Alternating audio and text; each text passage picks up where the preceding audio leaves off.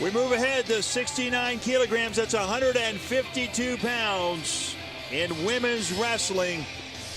Out in the red singlet, Julia Salata. And in the blue singlet, Veronica Carlson. Carlson from Colorado Springs. She's 23 years of age. And Salata from Canton, Michigan. She's 21. They might seem young, Jake Herbert, but there's experience up there on the mat. Absolutely, and age is just a number, right, Van? That's exactly right in my book. How old would you be if you didn't know how old you are, huh? Right.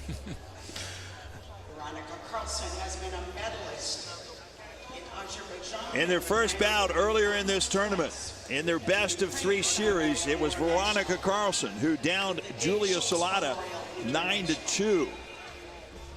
And so Carlson trying to come out as the aggressor here in this, their second bout.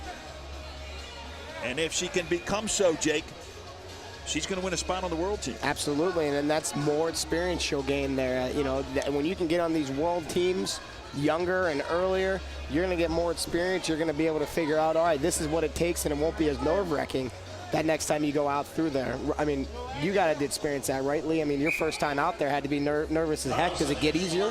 You know, well, the thing that helped me, I made the team with a lot of veterans, and I got to be friends with the veterans. When you start feeling like you're one of them, it helps you feel more comfortable.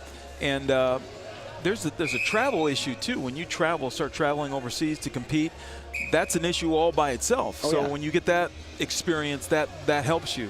Well, you guys had it fun back then. You would travel and get to places where they literally wouldn't have food or they wouldn't have water or anything. We don't have to worry about that anymore. We're spoiled. I've heard some of those stories, and so those were some wild times. In fact, we recognize the 1979 team here in the facility today, and you're talking about the veterans that you were a part of. We're talking Bobby Weaver, Joe Corso, Andre Metzger. We're talking John Peterson, Russ Hellickson, coached by Dan Gable. Yes. I mean, that was a great group of wrestlers. That was huge. My first world championship in '79, it was in Mexico City. You know, we couldn't drink the water. We couldn't even brush our teeth with the water. I mean, all that kind of stuff. When we showered, you kind of have to make sure the water didn't get in your mouth. I mean, and a few of our athletes got sick. You know, it was tough.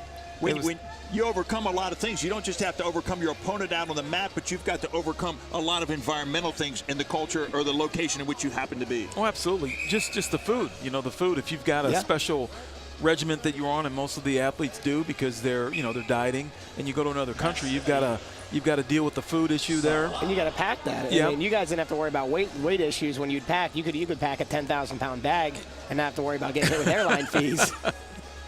Shot clock has started right now, and the shot clock is against Julia Salata, which means Salata has 30 seconds in which to score a point. If she doesn't score, it goes over to Veronica Carlson. And there is a step out, a push out, if you will. And Veronica, Salata stepped out, so Veronica picks up the point. And Veronica took a big advantage of that push out the last match they had, their first one. She got 3 push-outs, which helped her in her 9-3 decision there over Salata. But that's just, like you said, a little bit of experience. That's keeping your butt to the center. That's making sure you know where you're at and not giving up those little things and circling back in when you start seeing that red. And Lee, when you were wrestling, did you have a consciousness of the mat the whole time, where you were on the mat in relation to the center of the circle? Absolutely, because when I wrestled, we had the zone as well.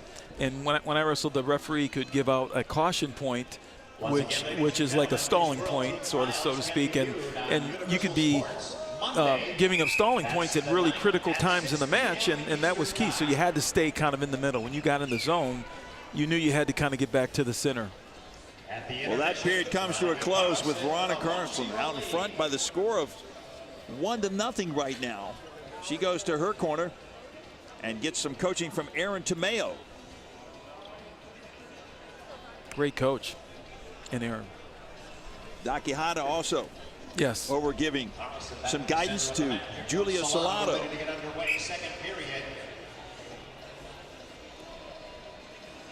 Second period underway here in 69 kilo, 152 pounds. Veronica Carlson in the blue singlet, Julia Salata in the red singlet. Carlson a 1-0 lead by virtue of a push out in the first period. Carlson trying to get in on the legs, unsuccessful there. She's very poised. She's not taking a lot of risk. She's holding her ground, staying in the center. picking up points like that just makes it easier to win. It's that low-hanging fruit. I'll take those one-point push-outs all day. Absolutely. Carlson had her appetite whetted in the 2013 World Championships when she placed 10th. And I think, Lee, after you've been on that stage, your goal is to get back there. Oh, it helps. And, you know, the money doesn't hurt either, you know. And some of that has changed, too, since the days in which you have wrestled, because the opportunities are now to earn some monies because of your performances, gold medal, silver medal, bronze medal, what we'll call performance awards, if you will. And so those times have changed a little bit as well. Oh, they changed huge. And it should. I mean, these athletes train real hard, and they're sacrificing a lot. And other athletes are able to earn money by their success. So it's just great that the wrestlers have that same opportunity now. Yep, starting to get there. Carlson up by the score of 2-0. She works around behind, picks up 2 points on the takedown, and all of a sudden jettisons out to a 4-0 lead. And if you're Julia Salata, you got to feel like you've got a mountain to climb right now. It may just be 4 points. And Jake, we have seen wrestlers come from deeper than 4 points down, but if you're Julia Salata, you're going to feel that's a big mountain in front of you. Yeah, exactly, especially when it has arms and shoulders and a braid like Veronica right there on you. Yeah. Yeah, she's solid. No, she really is, and her head positioning, her hand positioning, I mean, you can see her right there touching the mat to make sure she's down low, to keep her hand position, digs her underhooks really well, always has her butt to the center. I mean, she knows this sport, and it's showing off right now. It's good wrestling technique, and it's paying off. Not just showing off, but it's paying off. And she's under a minute to go. Has a lead of 4 points right now, 4-0 for Veronica Carlson. She stays the course here in this particular final portion of this bout. She's going to be on the United States World Team. Absolutely. Now, look at the edge situation there, how she's kind of playing the edge there. I think if she wanted to, she probably could have picked up another point. Yeah, but you don't want to risk it right here when you got 30 seconds left and you get the lead, because who knows what will happen out there, and then all of a sudden your lead's cut down to half. Yeah. Some throw, some hip toss type of thing. Oh, yeah. You see it all the time. Veronica Carlson in the blue singlet, doing her best to put distance between her and Julia Salata. Wisely so, though.